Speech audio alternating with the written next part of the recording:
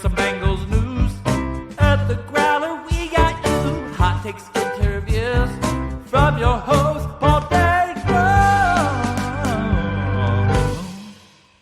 Jr. All right, welcome into the Growler. Paul Dehner Jr. and Jay Morrison getting you ready for Bengals and Packers, which will be at Lambeau Field. We are currently inside Paycor Stadium on a Friday, a big Friday for us, Jay. It was a day where we talked to Joe Flacco for the first time and Zach Taylor. Jamar Chase showed up with an illness and questionable.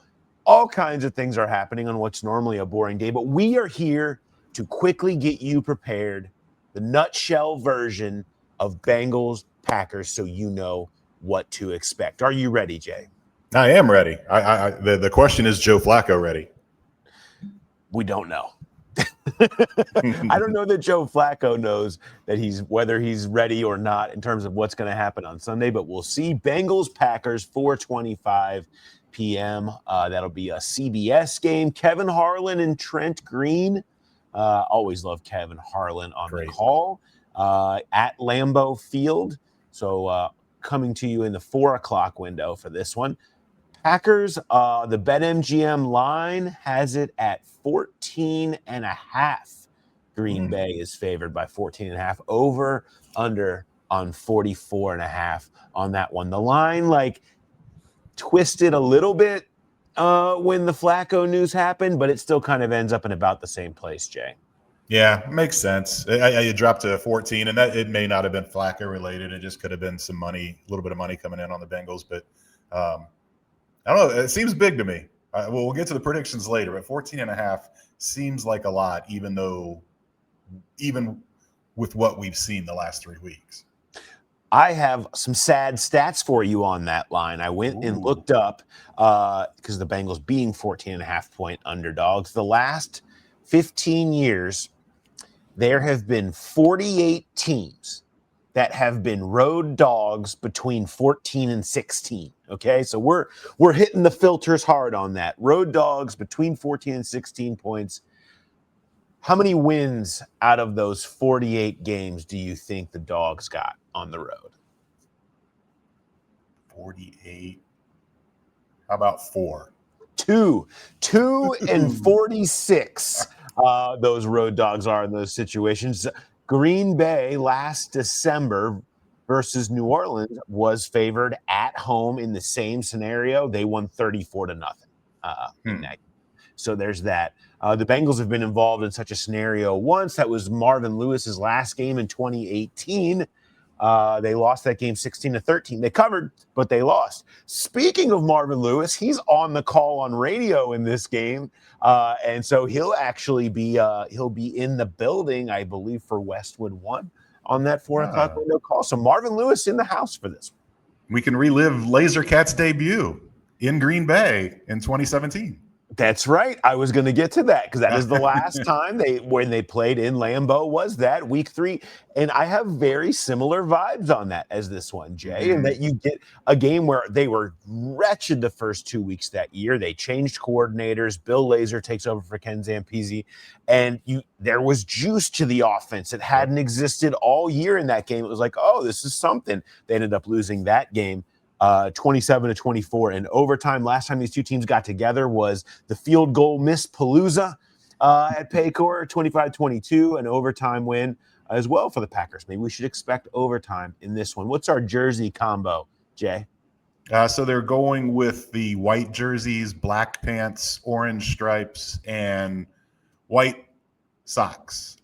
It's been a winning one for them. They're 7-5 in that combination. Last time they wore it, also overtime. The win against Denver here at Paycor last year. Wow. There's a lot of things pointing to overtime here for you right now. Weather in Green Bay looking to be mid-60s. They currently have it at a 10% chance of precipitation on Sunday. So looking good. I mean, for a game in Lambeau Field, no frozen tundra at all, mid-60s, gorgeous day for the Bengals fans that are making the trip up. Hopefully you're on the road right now, and you're like, I got to turn on that prediction podcast to listen to Paul and Jay. So thank you for all of you that are currently cruising up to Lambeau. If you see us, give us a shout. All right, injuries, Jay. We had the injury report come out. One of the most notable, and that is Jamar Chase is questionable. He was kind of sent home essentially. He got it with an illness on Friday. The illness thing pops up often, and then it's usually a hope that will clear up by the weekend is where they're at. But he's technically listed as questionable for Sunday. The surprise, you never want to hear that surprise on a Friday. No, and he showed up today. He went to meetings, he went to the walkthrough, and Zach sent him home. So it's not as though he couldn't even get out of bed. So I don't think you worry about it too much, but it is something you have to monitor until game day. We'll keep an eye on that. Dylan Fairchild is questionable. If he doesn't go, Dalton Reisner will get the start at left guard.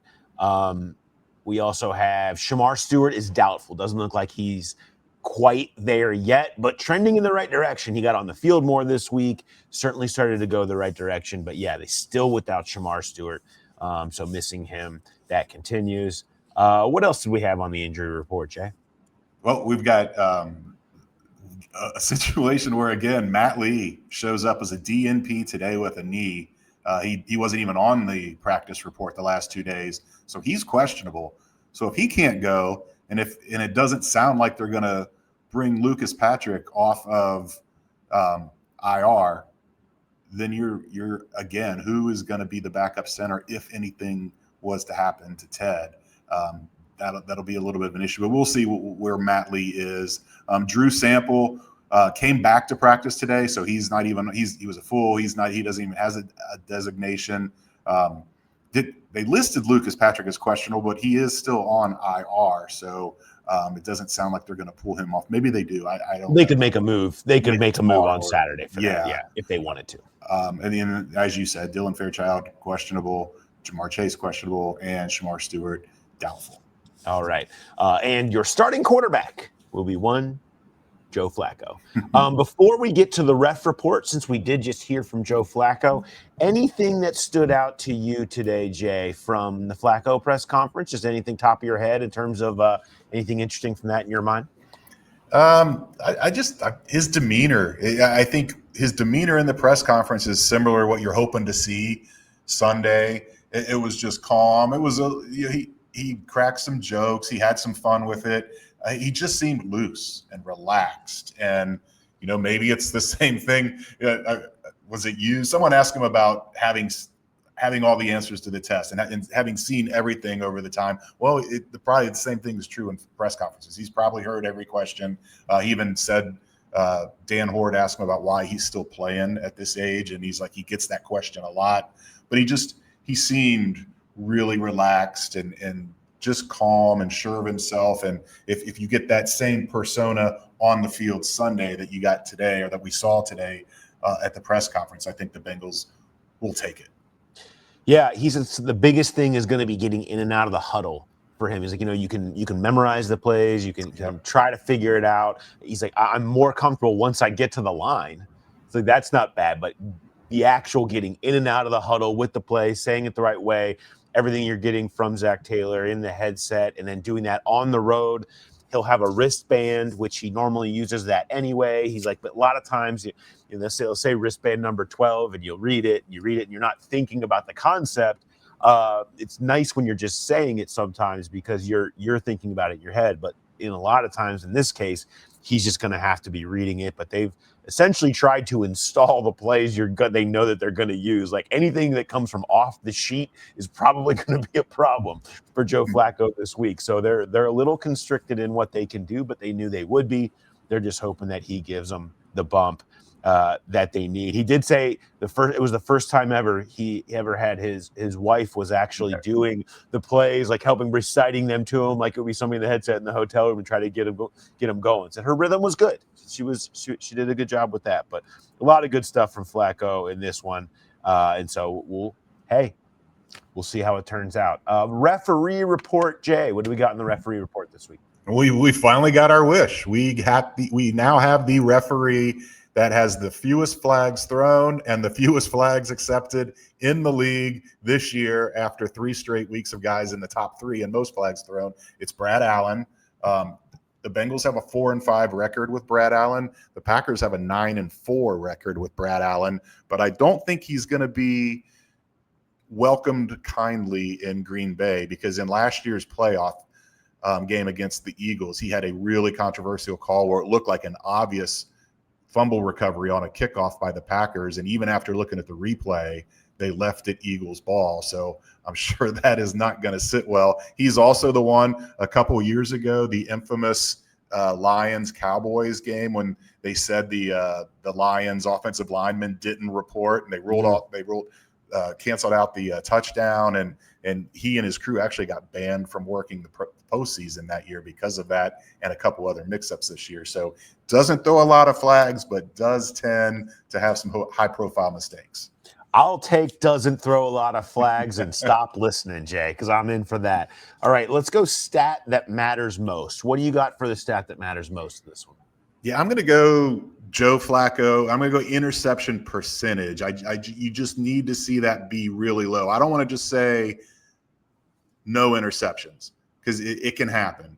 But if he's throwing a lot of passes, you can live with maybe one. But they just don't have the defense that can overcome turnovers. And they can't have drives ending like that, whether it's in the red zone or like they were having with Jake Browning, where they were happening on the Bengals side of the field, giving the opponent the short fields. Either one of those are devastating.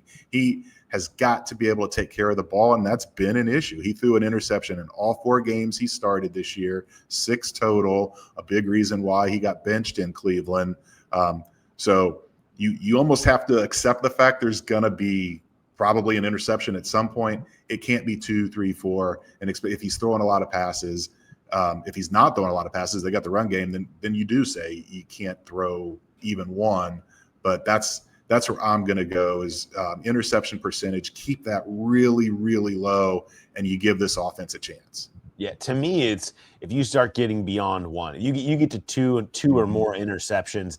I think that's, if I was putting the number on it, that's where the number that I would be looking at in this one. If it's 1 or 0, you'll take that. I think there's almost an assumption you're going to have some of that just because of never having played with these guys before. But if you can keep it from getting into 2, 3, 4, that's how the Bengals have a shot in this one. Mine is going to be about, the explosives.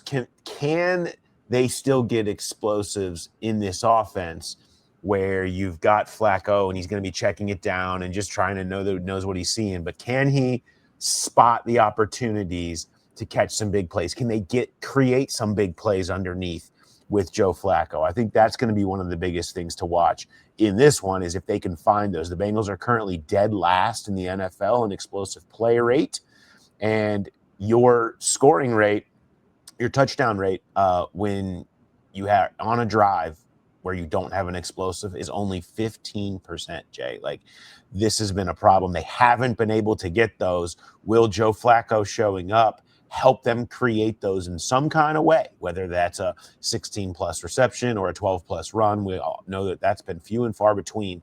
Maybe they can find a way to create some, even if it isn't necessarily Flacco throwing deep over the middle or stuff like that. Yeah, because you've got guys. I mean, even Noah Fant is known for breaking tackles, and he can easily turn a short pass into 16, T 20 over the middle. Jamar, there's just lots of ways. It doesn't have to be a Jamar 60-yard touchdown, 70-yard touchdown, anything like that. They'll take it, obviously, but you need to get some of those going. And they got some last year. It was garbage time, or last week. It was garbage time, but I thought the fade to Yoshi was a really big step for him, career high yards for him. I thought he took a big step forward. So if the Packers are going to really focus in on Jamar and T like you expect, then guys like Gesicki and Yoshi and even Noah Fant can get in there and get some of these 20-yard receptions and help move the team down the field. They got to hope that maybe it's a little bit more accessible here against Green Bay. I was looking this up. The Bengals' 5 opponents this year are currently ranked in the top 6 in the NFL in defensive EPA per play.